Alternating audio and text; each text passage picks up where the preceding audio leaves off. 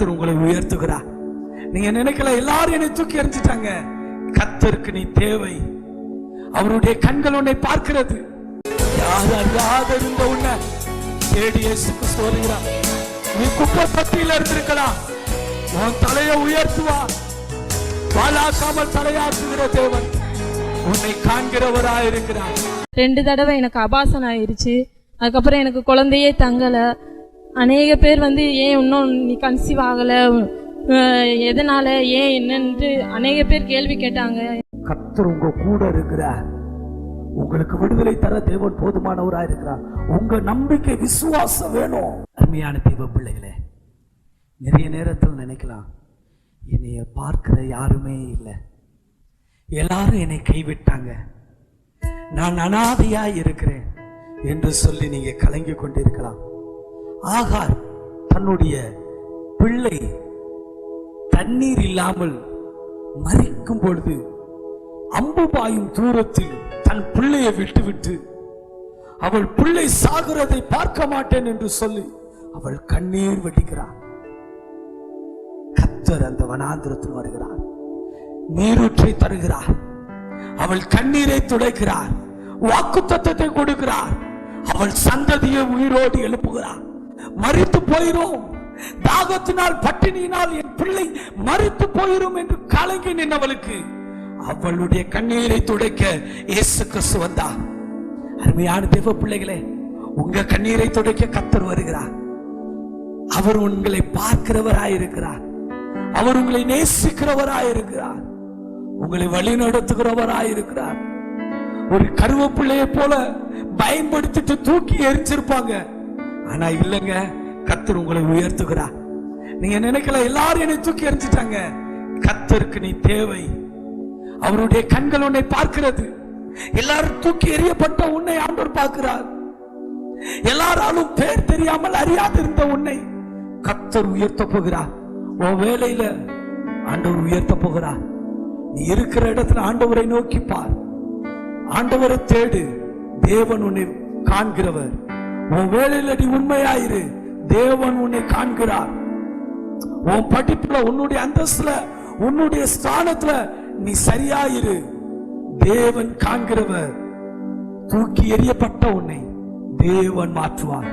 உன் அழகான கண்கள் என்னை கண்டதாலே முடிந்ததென்று நினைத்த நான் உயிர் வாழ்கிறேன். சொல்லுவோமா?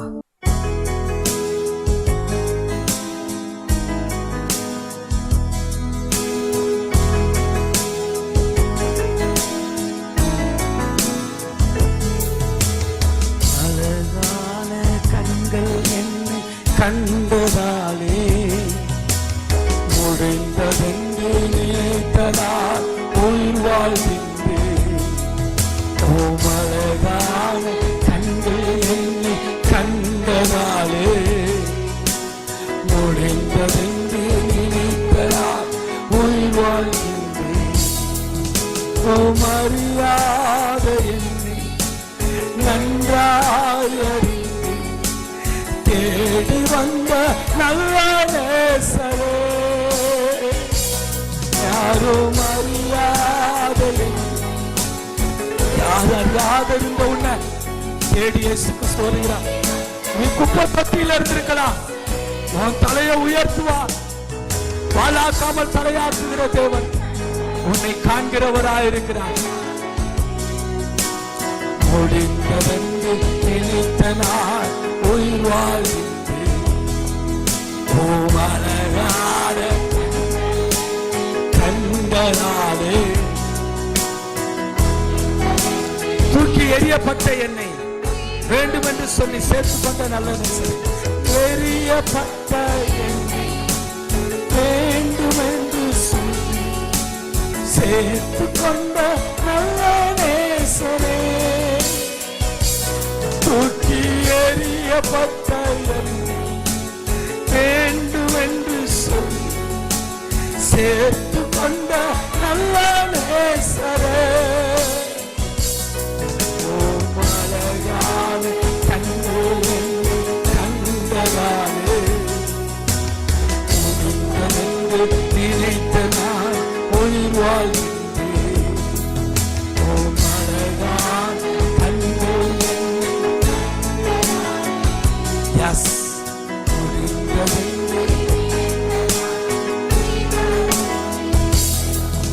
அருமையான தேவ பிள்ளைகளே, என்னுடைய வாழ்க்கையிலும் தூக்கி எறியப்பட்டவனாய் இருந்தேன். ஒரு தாளந்தும் இல்ல, ஒரு படிப்பு இல்ல, எந்த தகுதியும் இல்லாம, எந்த அந்தஸ்தும் இல்லாமல் எல்லாராலும் புறக்கணிக்கப்பட்டு ஒன்றுக்கு உதவாதவன் என்று சொல்லி எல்லாராலும் ஒதுக்கப்பட்ட என்னை ஆண்டவர் எடுத்தார், ஆண்டவர் தூக்கினார். ஒன்றுக்கு உதவாத என்னை எடுத்து இன்றைக்கு ஊழியக்காரனாய் உங்களுக்கு முன்னாடி நிறுத்திருக்கிறார். உங்க வாழ்க்கையில நீங்க எல்லாராலும் எரியப்பட்டவங்களா இருக்கலாம். நீங்கள் நெருக்கப்படுகிற நேரத்துல கர்த்தர் உங்களுக்கு விடுதலை தருகிறவர். கர்த்தர் உங்க கூட இருக்கிறாருங்க. அவர் உங்களுக்கு விடுதலை தருகிறவர். காரிருள் போன்ற கஷ்டங்கள், நெருக்கங்கள் உங்களிடத்தில் வந்திருக்கலாம். நான் என்ன செய்வேன்? எனக்கு விடுதலை தர யாரும் இல்ல. நான் அனாதையா நான் இந்த இடத்துல வேலை பார்க்கிறேன். நான் என் குடும்பத்தை விட்டு பிரிந்து இருக்கிறேன். நான் தனிமையா தூர தேசத்துல வேலை பார்க்கிறேன். என்னை விடுவிக்க யாருமே இல்லையே என்று நீங்க கலங்காதீங்க. அவருடைய கிருபை உங்க கூட இருக்கு. அவருடைய கிருபை உங்க கூட இருக்கு. உங்களை வழி நடத்துகிற தேவன், உங்களுக்கு சமாதானம் தருகிறவர், உங்களுக்கு விடுதலை தருகிறவர். கர்த்தருடைய கரம் உங்க கூட இருக்கிறது. நீங்கள் பயப்படாதீர்கள். எந்த நெருக்கம் வந்தாலும் சரி, அவருடைய கிருபையை பிடித்துக் கொள்ளுங்க. தாவீது அவருடைய கிருபையை பிடித்துக் கொண்டார். அவர் கிருபை என்றும் உள்ளது, அவர் கிருபை என்றும் உள்ளது, அவர் கிருபை எப்போ சொல்லிக் கொண்டே இருந்தார். சங்கீதம் 136 நம்ம வாசிக்கிறோம். எல்லா இடத்திலும் சரி, அவர் கிருபை என்றும் உள்ளது, அவர் கிருபை என்றும் உள்ளது. நீங்க உங்க வாழ்க்கையில நீங்க சொல்லுங்க, அவர் கிருபைதாப்பா என்னை தாங்குது, அவர் கிருபைதாப்பா என்னை நடத்துகிறது, அவர் கிருபைதாப்பா என்னை போஷிக்கிறது. எந்த நெருக்கத்தில் இருந்தாலும் சரி, அவருடைய கிருபை உங்களை வழி நடத்தும். நெருக்கப்பட்டோம் மடிந்திடாமல் கர்த்தர் உங்களை என்னை பாதுகாக்கிறார். நீங்கள் மறிக்க ஆண்டவர் விட மாட்டாருங்க. உங்க நெருக்கத்துல தேவன் உயர்த்துவார். என்னோடு சேர்ந்து பாடலாமா? நெருக்கப்பட்டோம் மடிந்திடாமல் கர்த்தர் நம்மை காத்ததாலே.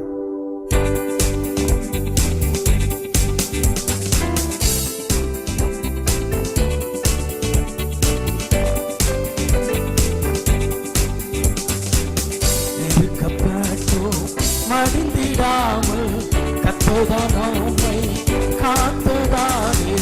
நெருக்கப்பட்டோம் மடிந்திடாமல் கர்த்தர் நம்மை காத்ததாலே.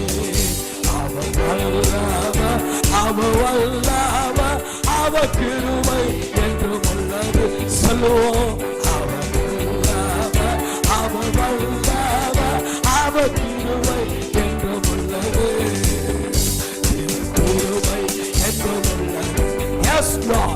அவர் கிருபை என்றும் உள்ளது. உன் கண்ணீரை துடைக்க அவரால் முடியும். அல்லேலூயா என்றார் அவரை போற்றி. அல்லேலூயா. அக்கினி சோதனை பட்சிக்க வந்தோ முச்சடிதானில் தொன்னிய தேவன். அக்கினி சோதனை பட்சிக்க வந்தோ முச்சடிதானில் தொன்னிய தேவன். பதினாறு அவர் நல்லவர், அவர் கிருபை என்று உள்ளது. உங்களை பாதுகாக்கிற தேவன். அக்கினி சோதனையில் ஆண்டவர் உங்களை பாதுகாப்பார். அவர் கிருபை என்று உள்ளது. கிருபை என்று உள்ளது. அவர் கிருபை என்று உள்ளது. அவரை போற்றி அல்லேலூயா என்றார் பாடினோம். அவரை போற்றி துதித்து பாடி அல்லேலூயா என்றார் பாடினோம். அல்லேலூயா. அவர் உங்க கூட இருக்கிறாருங்க. அக்கினி சோதனையில தேவன் பாதுகாக்கிறார். யோசித்து பாருங்க, எத்தனையோ ஆக்சிடென்ட்கள், எத்தனையோ ஆபத்து அனுத்தங்கள், எத்தனையோ மரணங்கள். சாப்டர் க்ளோஸ் என்று சொன்ன இடத்துல கர்த்தர் நம்மளை உயிர்ப்பித்திருக்கிறார். கர்த்தர் நம்மளை உயிரோடு எழுப்பியிருக்கிறார். நீங்க நெருக்கத்தில் இருக்கும் பொழுது கர்த்தர் உங்களுக்கு விடுதலை தருகிற தேவனாய் இருக்கிறார். அல்லேலூயா. 2013ஆம் ஆண்டு மார்ச் மாசம் 3ஆம் தேதி என்னுடைய அம்மாவுக்கு வலது கையில எலும்பு முறிவு ஏற்பட்டது. அவர் கீழே விழுந்து அவர்கள் எலும்பு உடைந்து போய்விட்டது. ஆஸ்பத்திரி கூட்டிட்டு போனோம். எல்லா தனியார் ஆஸ்பத்திரியில சொன்னாங்க அவங்களுக்கு பிளேட் வைக்கணும், அவங்களுடைய கைகள் உடைஞ்சு போயிருக்கு, அவங்களால இன்னும் அந்த கையை அசைக்க முடியாது, ஒன்றும் செய்ய முடியாது. அவர்களுக்கு பிளேட் வைத்து ஆபரேஷன் பண்ணாலும் அவர்களால ஒரு வேலை கூட செய்ய முடியாது என்று சொன்னாங்க. ஆனா நாங்கள் ஜெபிக்க ஆரம்பித்தோம், சபையாராய் ஜெபிக்க ஆரம்பித்தோம். நாளைக்கு ஆபரேஷன்னா இன்னைக்கு தேவன் வாக்கு கொடுத்தா, உங்க அம்மாவுக்கு நான் விடுதலை கொடுத்து விட்டேன் என்று ஆண்டவர் வாக்கு கொடுத்தா, நாங்க டாக்டர்கிட்ட சொன்னோம், நீங்க நாளைக்கு ஆபரேஷன் பண்ண போறீங்க, இன்னைக்கு ஒரே ஒரு நிமிடம் அவங்களுக்கு நீங்க ஒரு ஸ்கேன் பண்ணி பாருங்க, அந்த எலும்பு முறிந்திருக்கிற இடத்துல ஸ்கேன் பண்ணி பாருங்க. எடுத்து பார்க்கும்போது என்ன ஆச்சரியம் தெரியுமா? உடைந்து போன எலும்புகள் மறுபடியும் ஒன்னு சேர ஆரம்பித்தது. அல்லேலூயா, தேவனுடைய நாமம் மகிமைப்படுவதாக. அவர்களுடைய கைகள் எலும்பு ஒன்னு சேர ஆரம்பித்தது. அவர்கள் சுகபத்திரமாய் அவர்கள் வீடு வந்து சேர தேவன் கிருபை செய்தார். அவர்கள் மரிக்கும் வரைக்கும் அவர்களுடைய சரீரத்துல அந்த கையில எந்த பலவீனமும் இல்ல. அவர்கள் வெயிட்டே தூக்க முடியாது என்று சொன்ன அந்த கையில நிறைய வெயிட்டுகளை தூக்க தேவன் கிருபை செய்தார். இன்னைக்கு உங்க வாழ்க்கையில நீங்க நெருக்கப்பட்டு இருக்கலாம், தேவன் உங்களுக்கு விடுதலை தருகிறவரா இருக்கிறார். நீங்க செய்ய வேண்டியது என்ன தெரியுமா? எந்த நேரத்திலும் தேவனை ஆராதிக்கணும். பசியோ பட்டினியோ துன்பமோ வியாதியோ வறுமையோ சுகமோ பலவீனமோ எந்த நேரத்திலும் ஆராதிக்கணும். மந்தையிலே மாடுகள் என்று போனாலும் சரி, தொழுவத்தில் ஆடுகள் என்று போனாலும் சரி, நான் கர்த்தருக்குள் மகிழ்ச்சி ஆயிப்பேன். இதுதான் தேவ பிள்ளை கழகம். நீங்க ஆராதிங்க, ஆராதிங்க, துதி செலுத்துங்க. நெருக்கத்துல இருக்கீங்களா? துதிங்க. வெற்றியோ தோல்வியோ நிந்தையோ குழப்பமோ புகழ்ச்சியோ வறுமையோ பட்டினியோ பசியோ லாபமோ நஷ்டமோ நீங்க துதிங்க. துதிக்கும் போது தேவன் விடுதலை. அல்லேலூயா. கடைசி என்னோடு கூட சேர்ந்து நீங்க ஆராதிப்பீங்களா? நீங்க உங்க சூழ்நிலையை பார்த்தே புலம்பிட்டு இருக்காதீங்க, உங்க கஷ்டத்தை பார்த்து புலம்பிட்டு இருக்காதீங்க. என்னோடு சேர்ந்து ஆராதிங்க. தேவன் உங்களுக்கு விடுதலை தருவார்.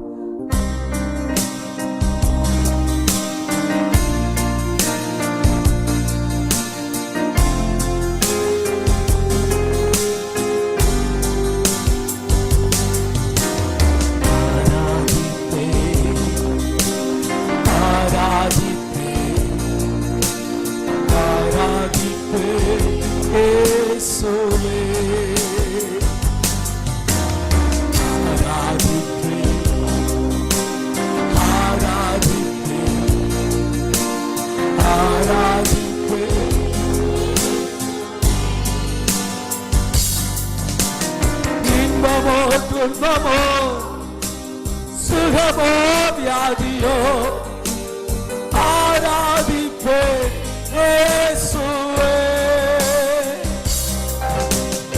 இன்பமோ துன்பமோ சுகமோ வியாதியோ ஆராதிப்பேன் இயேசுவே. எல்லாரும் சொல்லுவோம், நேசிப்பேன் நேசிப்பேன் நேசிப்பேன் இயேசுவே. நேசிப்பேன் நேசிப்பேன் நேசிப்பேன். நன்மையோ தீமையோ, நன்மையோ தீமையோ, செல்வமோ வறுமையோ,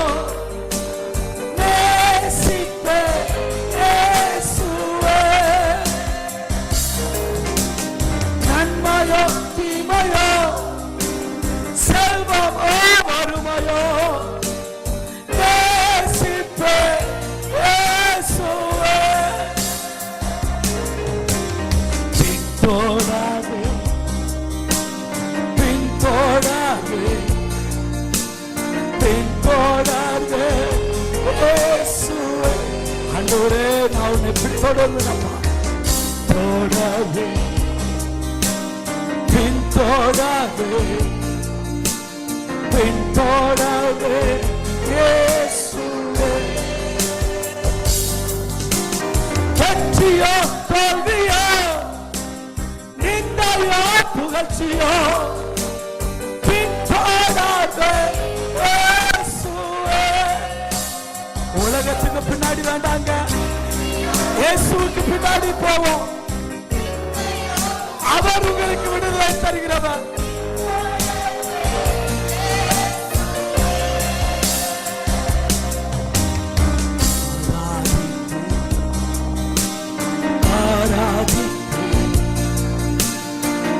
ஆராதிப்பேன் இயேசுவே. ஆண்டவரே சொல்லுவோமா, ஆண்டவரே நான் உம்மை ஆராதிக்கிறேன் அப்பா. உயர்வோ தாழ்வோ எந்த நேரம்னாலும் சரி, மரணம் நம்மை பிடிக்கும் மட்டும் நான் உமக்காக வாழ்வேன், உமக்காக நான் ஓடுவேன் சொல்லுவோமா? நிச்சயமாய் நிச்சயமாய் நிச்சயமாய் கர்த்தர் உங்களை ஆசீர்வதிப்பார். என்னோடு கூட சேர்ந்து ஜெபம். Thank you father. இந்த பிள்ளைகளை ஆசீர்வதி. கண்ணீரோடு வெற்றியோ தோல்வியோ பிரச்சனையோ குழப்பமோ வேதனையோ நிந்தையோ இந்த நேரத்திலையும் நீங்க விடுதலை தாங்க. பிள்ளைகளை ஆசீர்வதி. உமக்காய் எழும்பி பிரகாசிக்க ஜீவிக்க நீ கிருபை செய்யும். ஆசீர்வதி. இந்த பிள்ளைகளை ஆசீர்வதி, பலப்படுத்து. எந்த இடத்துல இருந்து கேட்கிறார் அங்க ஒரு விடுதலை, ஒரு ஆசீர்வாதம். மரணம் மட்டும் உண்மையே பற்றி கொண்டு ஓட கிருபை செய்யும். முழுவதுமாய் பொறுப்பெடுத்துக்கொள்ளும். பெரிய காரியத்தை செய்யும். உமக்கே துதி கன மகிமை அனைத்து செலுத்துகிறோம். மீட்பரட்சமாய் இயேசு கிறிஸ்துவின் பிதாவே. கர்த்தருக்கு ஸ்தோத்திரம். எங்க குடும்பத்தையும் ஒரு சிறு சாட்சியாக இந்த இடத்துல நிப்பாட்டினதுக்காக கர்த்தருக்கு நான் கோடான கோடி ஸ்தோத்தரிக்கிறேன். எங்களுக்கு 2017 11வது மாதம் 9ஆம் தேதி திருமணம் ஆச்சு. அதுக்கப்புறம் 2 தடவை எனக்கு அபாசனம் ஆயிடுச்சு. அதுக்கப்புறம் எனக்கு குழந்தையே தங்கலை. அநேக பேர் வந்து ஏன் இன்னும் நீ கன்சீவ் ஆகலை, எதனால், ஏன் என்னன்ட்டு அநேக பேர் கேள்வி கேட்டாங்க. எனக்கு ரொம்ப மனசு கஷ்டமாக இருந்துச்சு, ரொம்ப அழுதேன். அதுக்கப்புறம் ஆண்டவரை தேடி நாங்கள் வந்தோம். ஆண்டவர்கிட்ட ஜெபம் பண்ணோம், பொருத்தனை பண்ணி ஜெபம் பண்ணோம். ஆண்டவரே எனக்கு ஒரு குழந்தை பாக்கியத்தை கொடுங்க ஆண்டவரே அப்படின்னு சொல்லி நான் அழுது பொருத்தனை பண்ணினேன். அந்த பொருத்தனையை முன்னக்கூடியே நான் செலுத்தின அதே மாதத்தில் டிசம்பர் 10ஆம் தேதியிலையும் அந்த எனக்கு கற்பம் தங்கிருச்சு. 2019 ஒரு அழகான பெண் குழந்தையை பெற்றெடுக்க தேவன் கிருபை செய்தார்.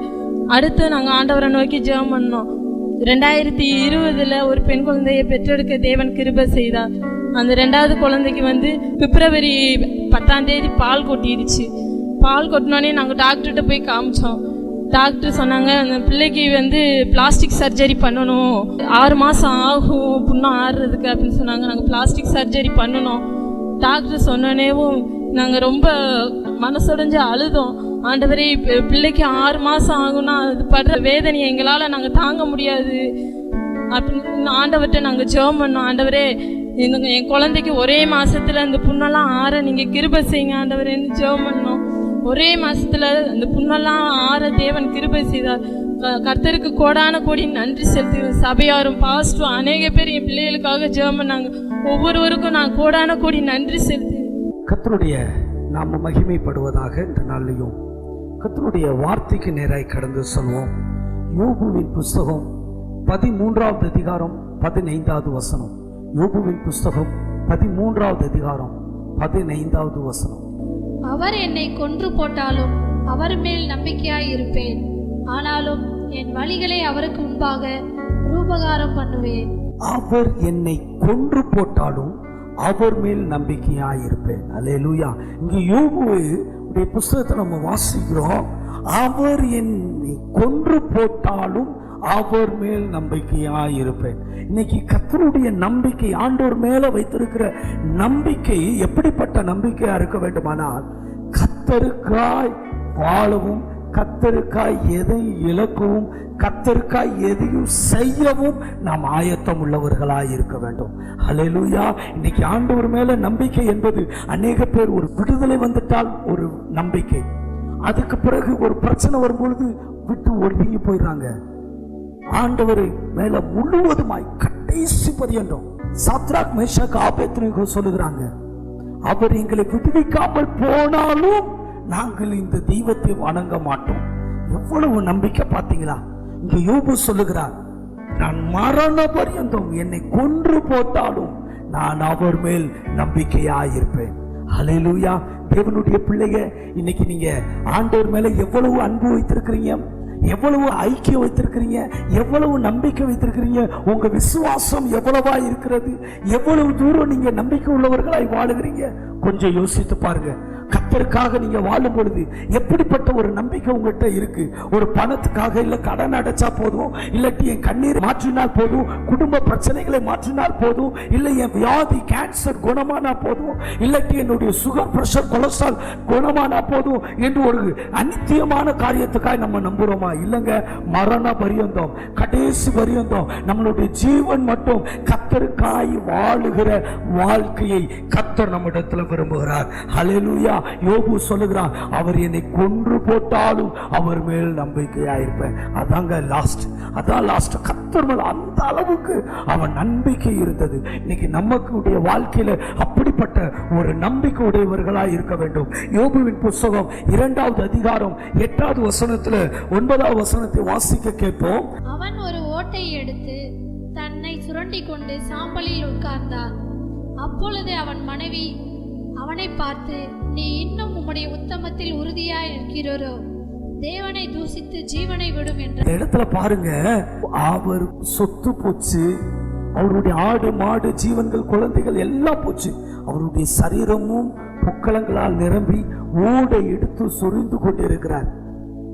இந்த இடத்துல அவருடைய மனைவி, அவர் கூடயே இருக்கிறவர், அவள் சொல்லுகிறார், தேவனை தூசித்து ஜீவனை விடும். அவளுக்கு கூட நம்பிக்கை இல்லைங்க. ஆனாலும் பாருங்களேன், அவருக்குள்ள ஒரு விசுவாசம். நிறைய நேரம் நம்ம சொல்லலாம், என் குடும்பத்துல நான் மட்டும்தான் ரட்சிக்கப்பட்டிருக்கேன். கர்த்தர் உங்க கூட இருக்கிறார். உங்களுக்கு விடுதலை தர தேவன் போதுமானவராக இருக்கிறார். உங்க நம்பிக்கை விசுவாசம் வேணும். குடும்பத்தில் உள்ளவங்களே சொல்லுவாங்க, என்னப்பா எவ்வளவு நாள் தான்ப்பா சர்ச்சு போவேன், எவ்வளவுதான் ஆண்டவரை தேடுவேன், அவ்வளவுதான், இத்தனை வருஷம் இப்படி இருந்தோம், நம்ம தேடாததா, உபவாசம் இருக்காதா, நம்ம ஜெபிக்காதா, நிறைய நேரத்தில் அநேகர் நம்மளை குறித்து சொல்றத நம்ம பார்ப்போம். ஆனா இந்த இடத்துல பாருங்களேன், கொன்று போட்டாலும் நம்பிக்கையா இருப்பேன். அவருடைய மனைவி சொல்றாங்க, நீங்க தேவனை தூசிச்சு ஜீவனையே விட்டுருங்க, செத்துருங்க, வேண்டாம், அவ்வளவுதான், உன் லைஃப் முடிஞ்சு போச்சு. நிறைய நேரத்துல பிசாசு நம்மளை பார்த்து அப்படிதான் சொல்லுவான், உன் லைஃப் முடிஞ்சு போச்சு. இல்லங்க, ஆண்டவர் இன்னைக்கு தான் ஆரம்பிக்கிறார், இனிமேல் தான் ஆரம்பிக்கிறார். இந்த பிரச்சனையில இருந்து ஒரு புது வாழ்வை தரா. நீங்க நினைக்கலாம், என் கடன்ல நான் மூழ்கி போயிட்டேன், என்னுடைய வியாதியில மூழ்கி போயிட்டேன், நான் அவ்வளவுதான். இல்ல, கர்த்தர் உங்களை விடுவிக்க போதுமானவராய் இருக்கிறார். ஹல்லேலூயா, ஹல்லேலூயா. அவன் சொல்லுகிறான், நான் தேவனுடைய கையில் நன்மையை பெற்ற நாம் தீமையை பெற வேண்டாமோ? இவைகள் எல்லாவற்றிலும் யோபு தன் உதடுகளினால் கூட பாவம் செய்யல. ஹல்லேலூயா. எந்த அளவுக்கு அவர் பரிசுத்தமா இருக்கிறார் தெரியுமா? இன்னைக்கு உங்க வாழ்க்கையில நிறைய பேர் இத மாதிரி சொல்லலாம், உன் லைஃப் முடிஞ்சு போச்சு, உன்னுடைய லைஃப் முடிஞ்சிருச்சு, நீ அவ்வளவுதான். இல்லங்க, ஆண்டவர் புதுப்பிக்கிறார். என்னுடைய வாழ்க்கையிலயோ ஒரு 4 லட்சம் ரூபாய் கடனோடு நான் ரொம்ப வேதனைப்பட்டேன். மாதம் மாதம் 8000 ரூபாய் வட்டி கட்டி கொண்டு இருந்தேன். 2003 இருந்து கடன் மேல கடன், 4 லட்சம் ரூபாய் கடனுக்கு 8.5 லட்சம் ரூபாய் வட்டி கட்டியாச்சு. கட்டியும் அந்த 4 லட்சம் ரூபாய் அடைக்க முடியல. அநேக நேரத்துல அநேக நண்பர்கள் உறவினர்கள் சொன்னது உண்டு, உன்னுடைய கடன் இதை விட்டு வெளியே வரவே முடியாது என்று. நிறைய நேரத்துல நானும் சில அவிசுவாசத்துல நினைத்தது நாட்கள் உண்டு. ஆனா ஆண்டவர் தேற்றினார், கலங்காத, நான் உன் கூட இருக்கிறேன், உனக்கு நான் விடுதலை தருவேன். 2019ஆம் ஆண்டு ஏப்ரல் மாதம் 40 நாள் உபவாசம் இருந்து ஜெபிக்கும் பொழுது ஆண்டவர் என்னோடு பேசினார், உன் கடனை நான் அடைக்க கிருபை செய்வேன்.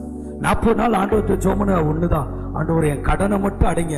ஏன்னா 2003 இருந்து மாசம் 8000 ரூபாய் வட்டி கட்டியிருக்கேன், எனக்கு என்ன செய்யறதுன்னே தெரியாது. ஏப்ரல் மாதம் 40 நாள் உபவாசம் முடிக்கும் போது ஆண்டவர் சொன்னார், உன் தேவையை நான் சந்திப்பேன் என்று சொன்னேன். நான் எதிர்பார்க்கவே இல்லை. எப்படி யோபுக்கு அவனுடைய நண்பர்களால கொஞ்சம் கொஞ்சமா பொருளாதாரம் சந்திக்கப்பட்டதோ, இதே போல ஆண்டவர் எனக்கு சந்தித்தார். 16ஆம் தேதிக்குள்ள 10 நாள்ல 4 லட்சம் ரூபாய் தேவன் தந்தார். கடன் அடைக்க தேவன் கிருபை செய்தார். இன்னைக்கு கடன் இல்லாம வாழ தேவன் கிருபை செய்திருக்கார்.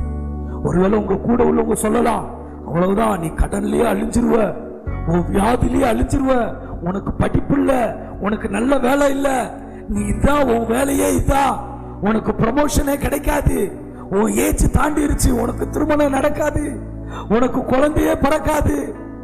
உன் பிள்ளைகளுக்கு கல்யாணம் நல்லபடியா நடக்க நிறைய நெகட்டிவான காரியங்களை பார்த்திருக்கலாம். ஆனால் தேவனிடத்தில் வரும் பொழுது தேவன் சகலத்தையும் நன்மைக்கு ஏதுவாய் நடத்துகிறவராய் இருக்கிறார். ஆனால் ஒன்னே ஒண்ணு, கடைசி மட்டும் மரண பரியந்தம் என்னை கொன்று போட்டாலும் நான் தேவன் மேல் நம்பிக்கையாயிருப்பேன்.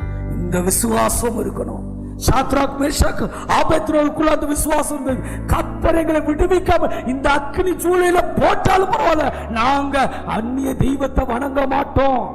இந்த விசுவாசம் நம்மளுக்கு கூட இருக்கிறதை தேவன் விரும்புகிறார். யோபு தன்னுடைய உதடுகளினால் கூட பாவம் செய்யாத ஒரு வாழ்க்கை வாழ்ந்தார். நம்ம வாழ்க்கையில தேவ பிள்ளையே கர்த்தருக்காய் வாழுங்க. அவருக்கு 42வது அதிகாரத்தில் யோபு புத்தகத்தை வாசிக்கிறோம். எல்லாத்தையும் இரட்டத்தனையாய் தருகிறார். நீங்க எதெல்லாம் இழந்தீங்களோ, எங்கெல்லாம் அவமானப்பட்டீங்களோ, எங்கெல்லாம் தலை குனிஞ்சீங்களோ, எந்த இடத்துல எல்லாம் நீங்கள் புறக்கணிக்கப்பட்ட மூன்றாவது ஆட்களாய் தனித்து விடப்பட்டவர்களாய் அனாதையாய் மாறினார்களோ, அதே இடத்துல தேவன் உங்கள் தாளைகளை உயர்த்துகிறவராயிருக்கிறார். உங்க கொம்பை காண்டா மிருகத்து கோப்பாய் மாற்றுகிறவராயிருக்கிறார். ஹல்லேலூயா. நீங்கள் விசுவாசிங்க, கர்த்தர் நிச்சயமாய் தேவன் விடுவிப்பார். அப்போஸ்தலர் நடபடிகள்ல ஸ்தேவானை குறித்து பார்க்கிறோம். மரண பரியந்தம் கர்த்தருக்காய் வாழுகிறார். அவர் மரண நேரத்திலும் தேவனையே பார்க்கிறார். வானம் திறந்திருக்கும் பொழுது தன்னுடைய சரீரத்தில் மரண தருவாயிலும் வானம் திறந்திருக்கிறதை பார்த்த ஒரே தேவ மனிதன் ஸ்தேவான் மாத்திரம்தான். அவருடைய தரிசனம் தேவனை தரிசிக்கிறது. தேவனே அவருக்கு தரிசனமாய் மாறுகிறார். அந்த அளவுக்கு மரண பரியந்தம் கர்த்தருக்காய் வாழ்ந்தார். இன்னைக்கு நம்மளுடைய வாழ்க்கையில கடைசி வரைக்கும் தேவனை பிடித்துக் கொள்ளணும், விசுவாசத்தை பிடித்துக் கொள்ளணும். மற்றவங்களை பார்க்காதீங்க. உலகத்தார சபைகளை, சூழ்நிலைகளை, காலங்களை, சமயங்களை, கால சூழ்நிலைகள், குடும்ப சூழ்நிலைகள், வருமானங்கள், படிப்பு, அந்தஸ்து, அழகு, திறமைகள் எதுவும் தேவையில்லை. கர்த்தருக்கு உங்களுடைய இருதயம் தேவை. கர்த்தரை விசுவாசிங்க. ஸ்தேவான் ஒரு சமையல் விசாரிப்புக்காரனாய் இருக்கிறான், பந்தி விசாரிப்புக்காரன். ஆனா அவனுக்கு தான் தேவன் தரிசனமானார். இன்னைக்கு நீங்க சொல்லலாம், என் குடும்பத்துல நான் ஏழ்மையானவன், உனக்கு தான் ஆண்டவர் தரிசனமாவா. நான் எல்லாரும் புறக்கணிக்கப்பட்டவன், தள்ளப்பட்ட கல்லை மூளைக்கு தலைக்கெல்லாம் மாறும். கர்த்தர் உன்னைதான் எடுத்து உயர்த்துவா. உன்னுடைய குடும்பம் தான் உயர்த்தப்படும். பெஞ்சமின் கோத்திரத்துல என் குடும்பம் ரொம்ப ஏழ்மையான குடும்பம் என்று சொல்லி சவுல் சொன்னார். அவன் அவர்தான் ராஜாவாய் மாற்றினார். இன்னைக்கு கர்த்தர் உங்களையும் ராஜாவாய் மாற்ற போதுமானவராய் இருக்கிறார். உதிக்கிற உன் ஒளியின் இடத்தில் ராஜாக்கள் கடந்து வருவார்கள் என்று வேதம் சொல்லுகிறது. ஹல்லேலூயா. சங்கீதத்தின் புத்தகம் 9வது சங்கீதம் 18வது வசனம் வாசிக்க கேட்போம். எளியவன் என்றைக்கும் மறக்கப்படுவதில்லை, சிறுமைப்பட்டவர்களுடைய நம்பிக்கை ஒருபோதும் கெட்டு போவதில்லை. பாருங்க, எளியவன் என்றைக்கும் மறக்கப்படுவதில்லை, சிறுமைப்பட்டவர்களுடைய நம்பிக்கை ஒருபோதும் கெட்டு போவதில்லை. ஹல்லேலூயா. எளியவன் என்றைக்கும் மறக்கப்படுவதில்லை. நீங்க சிறுமைப்பட்டவர்கள் இருக்கீங்களா, உங்க நம்பிக்கை ஒருபோதும் கெட்டு போகாது. கர்த்தர் மேல நம்பிக்கை வைங்கள, ஒருபோதும் கெட்டு போகாது. கர்த்தரை தேடி வாங்க, ஒருபோதும் கெட்டு போக மாட்டீங்க. எவ்வொருவின் மகள் மரித்து போயிட்டா வந்து சொல்றாங்க, போதகரை டிஸ்டர்ப் பண்ணாதீங்க, மரித்துட்டாங்க. ஆண்டவர் சொல்றாரு, விசுவாசம் உள்ளவனாய். ஆண்டவர் நம்மளுக்கு கொடுக்கிற வார்த்தை என்ன தெரியுமா? விசுவாசம் உள்ளவனாயிரு. ஸ்மித் விக்கிள்ஸ்வொர்த் ஊழியம் செய்யும் பொழுது அவருக்கு ஆண்டவர் கொடுத்த வார்த்தை அதுதான், நீ விசுவாசம் உள்ளவனாயிரு. அவர் அதை வைத்து ஊழியத்தை செய்தார். 23 பேரை மரித்தவர்களை உயிரோடு எழுப்பியவர் ஸ்மித் விக்கிள்ஸ்வொர்த். இன்னைக்கு உங்களுடைய வாழ்க்கையில மரித்து போன இடங்கள், செத்து போன இடங்கள், எல்லாராலும் கைவிடப்பட்ட இடங்கள்ல தேவன் உங்களுடைய நம்பிக்கை கெட்டு போகாதபடி உயிர்ப்பிக்கிற தேவனாய் இருக்கிறார். ஹல்லேலூயா. சங்கீத கடைசியாய் வாசிப்போம். சங்கீதம் 27:3. எனக்கு விரோதமாக ஒரு பாளையம் இறங்கினாலும் என் இருதயம் பயப்படாது. எனக்கு விரோதமாக ஒரு பாளையம் இறங்கினாலும் என் இருதயம் பயப்படாது. என் மேல் யுத்தம் எழும்பினாலும் இதிலே நான் நம்பிக்கையா. ஒரு பாளையமே இறங்கினாலும் என் இருதயம் பயப்படாது. ஹல்லேலூயா.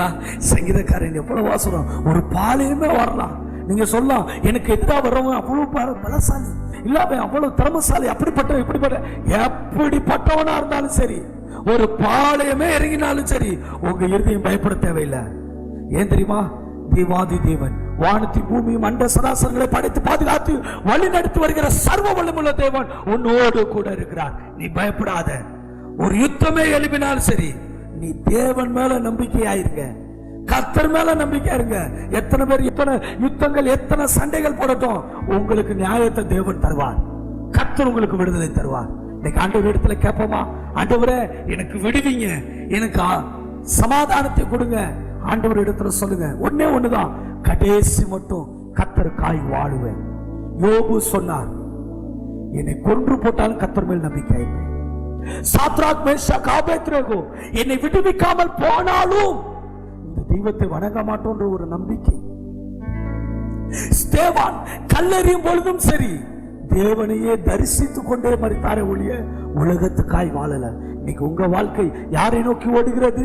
முதலாளிகள், கவர்மெண்ட் வேலைகள், அல்லது ஓனர்ஸ், மேனேஜர்ஸ், அல்லது மற்ற குடும்பத்தார், கணவனுக்கா, மனைவிக்கா, பிள்ளைகளுக்கா? ஒரே ஒரு வாழ்க்கை, ஏசாமிக்காய் வாழுங்க. மரண பரியந்த கர்த்தருக்காய் வாழுங்க. கர்த்தர் உங்க வாழ்க்கையை ஆசீர்வதிப்பார். நம்ம எல்லாரும் ஜெபிக்கலாமா? தேவ சமூகத்தில், ஆண்டவரே நான் உமக்காய் விசுவாசத்தோடு மரண பரியந்த நான் உமக்காய் வாழுகிறேன், நீர் என்னை விடுவி சொல்லுவாமா? Thank you father. சர்வவல்லமுள்ள தேவாதி தேவனே, சாத்ராக் மேஷாக் ஆபேத்நேகோ போல எங்களுக்கு ஒரு நம்பிக்கை உண்டாகட்டும். யோபுவை போல எங்களுக்கு ஒரு நம்பிக்கை உண்டாகட்டும். கடைசி மட்டும் கர்த்தருக்காய் வாழ, ஸ்தேவானை போல மரண பரியந்தம் உண்மையே தரிசித்துக் கொண்டே எங்களுடைய ஜீவன் போகணும். மரண பரியந்தம் நாங்கள் உண்மையில் நம்பிக்கை வைக்க எங்களுக்கு கிருபை செய். இந்த வார்த்தையை கேட்கிற பிள்ளைகள் விசுவாசத்தில் இடறிடக்கூடாதப்பா. மங்கி எரிகிற திரியை அணைக்காத தேவன், இவர்கள் விசுவாசத்தை தட்டி எழுப்புங்க. இவர்கள் அபிஷேகம் தூண்டப்படுவதாக, அனல் மூட்டப்படுவதாக, அபிஷேகத்தில் நிரப்பப்படுவார்களாக. ஒரு விடுதலை உண்டாகட்டும். ஆசீர்வதியும், பெரிய காரியத்தை செய்யும். உமக்கே துதி கன மகிமை அனைத்து செலுத்துகிறோம். மீட்பர் இயேசு கிறிஸ்துவின் நாமத்தினால் பிதாவே.